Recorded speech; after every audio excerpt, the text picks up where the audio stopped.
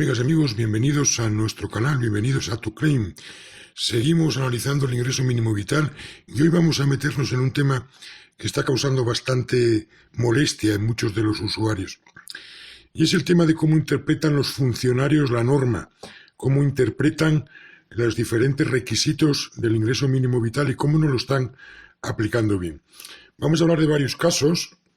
Bueno, partimos ya del hecho de que el ingreso mínimo vital quizás no está comportándose como debiera cuando su objetivo era reducir a la gente que estaba en vulnerabilidad económica.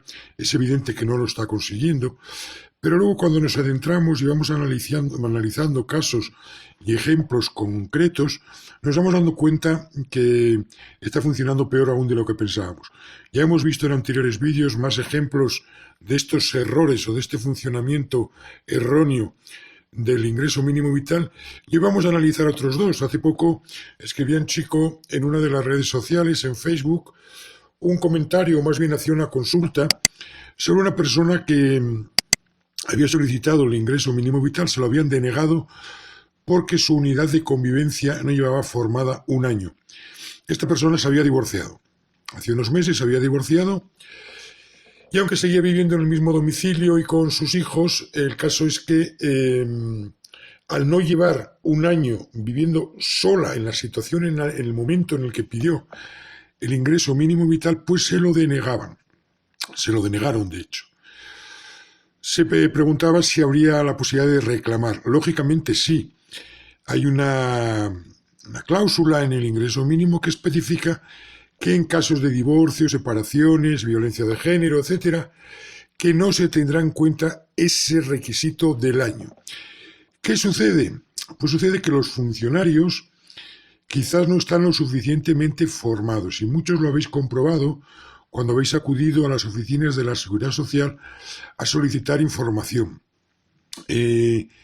Si hablas con ellos, a mí me ha sucedido, he ido a preguntar varias veces, y cuando les preguntas un poco incisivamente sobre determinados aspectos, se quedan en blanco, no saben qué decirte, porque no conocen la norma. Tienen el librito al lado, se guían por el librito por 4 normas básicas que les han dado, y de ahí no se bajan. Si el requisito es llevar un año empadronado y que el empadronamiento, el certificado de empadronamiento histórico así lo diga, si ven que no lo cumple, ponga automáticamente denegado. No se paran a analizar otras causas que permitirían a esa persona recibir el ingreso mínimo vital. Yo le diría a los funcionarios lo siguiente: funcionarios, estáis jugando con el pan de la gente. Sois funcionarios, aprenderos la norma, leeros el decreto de arriba abajo, estar al tanto de las modificaciones.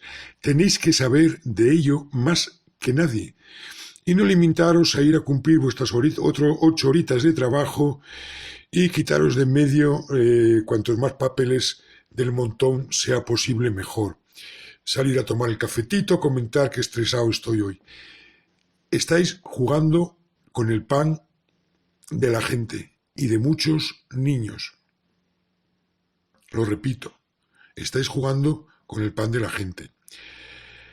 Realmente no estáis aplicando esa norma, porque he puesto a analizar, he empezado a buscar información y he visto que hay mucha gente en el mismo caso. Gente, por ejemplo, que está en custodia compartida. Sabemos también que el tema de la custodia compartida, ya lo analizamos en otro vídeo, era un desastre, porque no hay un motivo que explique que se le dé ese extra del hijo a la persona con quien está empadronado, porque en custodia compartida los dos progenitores tienen la guarda y la custodia del hijo. Por lo tanto, debería de repartirse ese extra que se concede por un hijo. Pero se lo dan a la persona con quien está empadronado, si tú, cuando tu hijo viene contigo, imaginaros, claro, esto no se puede hacer en el caso en los que sea semanalmente, pero imaginaros que tenéis una custodia de 6 meses alterna, si cuando viene contigo lo empadronas, automáticamente pierdes el derecho al ingreso mínimo vital porque no llevas un año en esa unidad de convivencia. Cuando, repito, el decreto especifica que en este tipo de casos, divorcios, separaciones, adopciones, acogimientos a menores, etcétera, etcétera, no tiene que tenerse en cuenta ese año.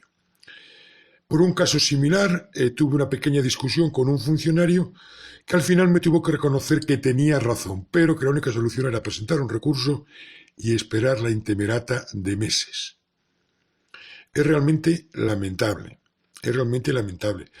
Otro ejemplo en el que los funcionarios no están aplicando las normas correctamente es cuando te analizan tus ingresos de este año. Sabéis que eso ahora ha cambiado un poco, pero lo que venían aplicando era que si tú solicitabas que se te miraran los ingresos de este año, había un requisito que era que el año anterior no podías o tenías que cumplir una serie de requisitos en tu renta y en tu patrimonio del año anterior. Concretamente, en cuanto al patrimonio, no podía exceder el 50% de lo que se solicita para poder recibir el ingreso mínimo vital. Y en cuanto a la renta, los ingresos que habías tenido el año anterior, no podía exceder o sobrepasar en un 50%. No que sobrepasara el 50%, sino en un 50%. Es muy diferente. Tan diferente como que si el año pasado cobraste 1.000 euros y te miran el 50%, si te pasaste de 500, ya no lo cobrarías. Mientras que si es sobrepasar en un 50%, de 1.000 serían 1.500. La diferencia de 500 a 1.500 es muy grande. Y los funcionarios lo están aplicando mal. Están aplicando tanto en patrimonio como en renta el sobrepasar el 50%.